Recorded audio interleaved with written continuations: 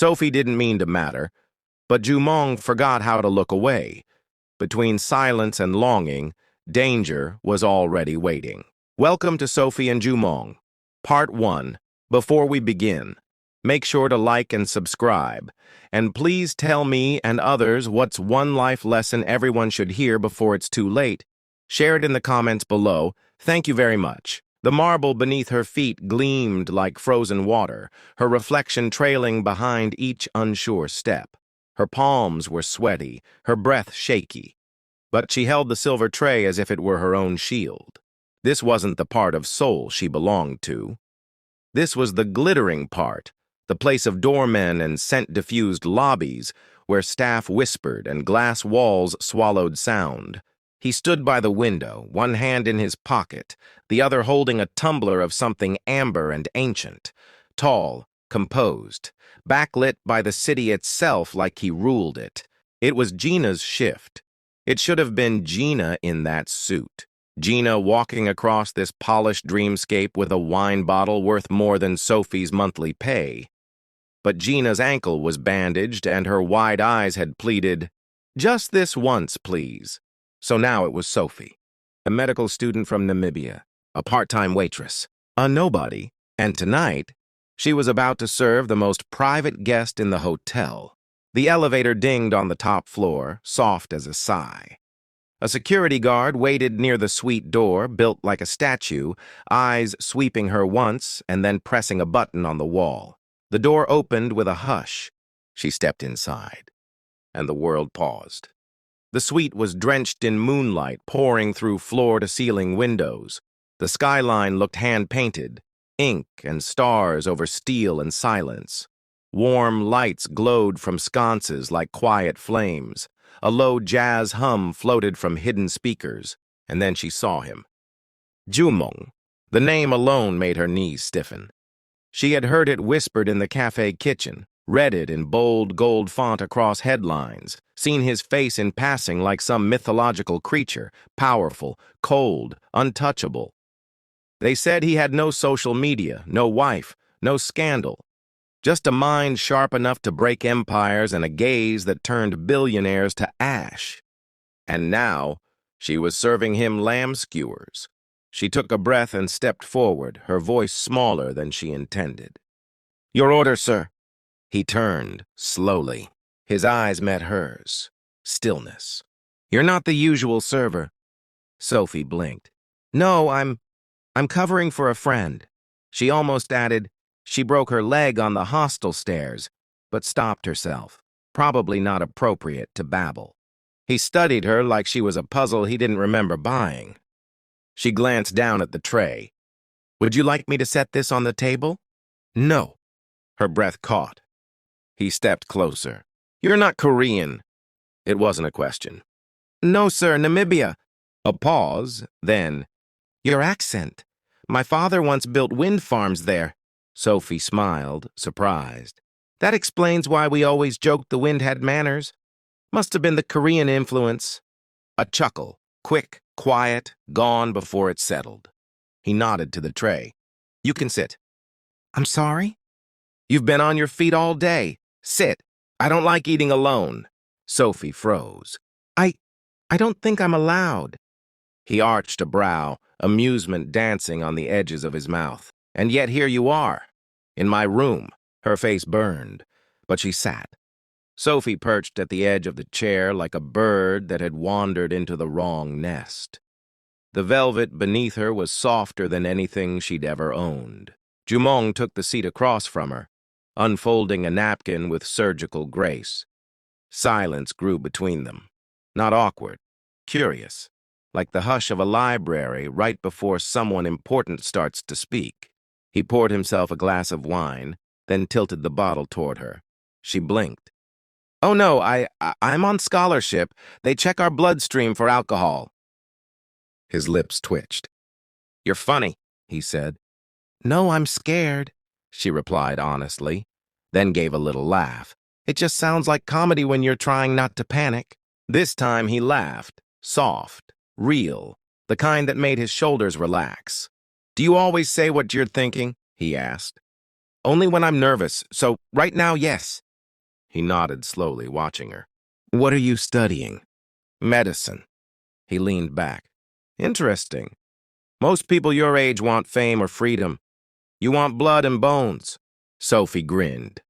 I want to go home one day and fix things. Not Band-Aid fixes, real ones. My community doesn't have enough doctors. We have churches and hope, but not enough stitches. Just as he took another bite of his lamb skewer, Sophie's phone buzzed in her apron pocket. It's my mother, I have to take this. As she turned away, answering in her native dialect, Jumong found himself listening, not to the words, but to the way she spoke them. Softer, brighter. Like something in her had been unlocked, like a thread in her had been pulled, and suddenly she was glowing. And he didn't realize he was smiling. She turned back after a few moments, pocketing her phone, her expression shifting back to the present. Sorry, I have to catch the last train home. I promised my mom I wouldn't walk again at night. She still thinks Seoul is made of wolves. Jumong stood. She blinked. Wait! He already had his phone to his ear. Driver, leave the car. Park it. I'll drive myself. He ended the call before hearing the reply. I can't let you... She started, but he cut her off effortlessly. As Sophie slid into the passenger seat, Jumong leaned over, reaching for something in the center console. His shoulder grazed hers, just barely. Her breath caught. He froze. For a single, impossible moment, their faces hovered inches apart. His scent, rich, smooth, undeniably masculine, filled the space between them. Her fingers curled against her lap, grounding herself against the pull of it. His breath was quiet but there. She felt it, heard it. His gaze lowered, flickered. Something changed. Neither of them moved. Then Jumong swallowed lightly, pulled back, and started the car. His hands steady, his expression unreadable. But Sophie? She wasn't sure she'd ever breathe the same again. Sophie sat quietly in the passenger seat, her hands folded in her lap. The earlier ease in her voice had softened. She wasn't avoiding him. She was just feeling, processing. Something in her had shifted the moment she stepped into that car. The jokes came less easily now, not because the night had dimmed, but because it had deepened. She turned her gaze to the window, the city reflected in her eyes like a painting half-remembered. Her mind fluttered with stray questions. Why is he doing this? Beside her, Jumong drove with one hand resting easily on the wheel, but he wasn't thinking about traffic, not even close. He stole a glance at her every few seconds, not the way a man looks at a woman he wants to impress, but like someone afraid to blink and lose the moment. She was different. Her silence wasn't awkward, it was honest. Most women tried to fill the space around him with compliments, performance, control. Sophie simply let herself be, and it moved him more than he knew how to explain. She wasn't trying to shine, she already did. And when she smiled, really smiled, he felt something in his chest unravel, like the tension he had lived with for years had finally exhaled. Who was she? This young woman from Namibia with kindness in her eyes and dust on her dreams. This girl who had no reason to be kind to him yet was. This stranger who made his laugh sound different, more like him than anyone had in years. They didn't speak for several blocks. And somehow, that silence held more than most conversations he'd had in boardrooms. When the car finally turned into a quieter, older part of the city, the buildings got smaller, the lights dimmer. Sophie sat up straighter. This is my stop, that building just there. He slowed near the curb, parking gently beside a line of scooters and vending machines. The building was modest but clean, the kind of place that smelled of curry on Tuesdays and had neighbors who argued like family. Jumong parked but didn't kill the engine. Sophie turned to him. Thank you.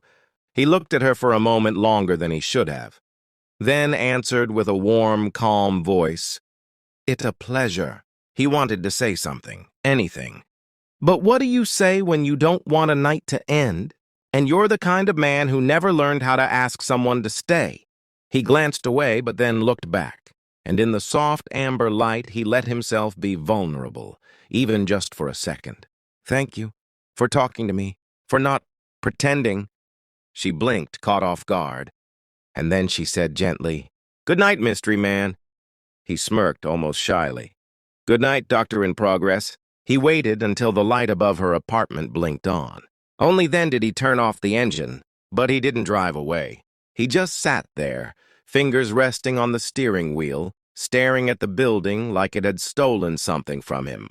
For the first time, he didn't want to return to the penthouse. The silence he always worshipped now felt cold. Sophie. Her name echoed in his mind. Her voice still danced in his ears. Her smile had cracked something inside him, not broken, but opened. And upstairs, as Sophie closed her tiny bedroom window and pulled the curtain aside, she caught one last glimpse of the black car still parked beneath her gate. In her chest, something light fluttered. Not love. Not yet, but something with wings.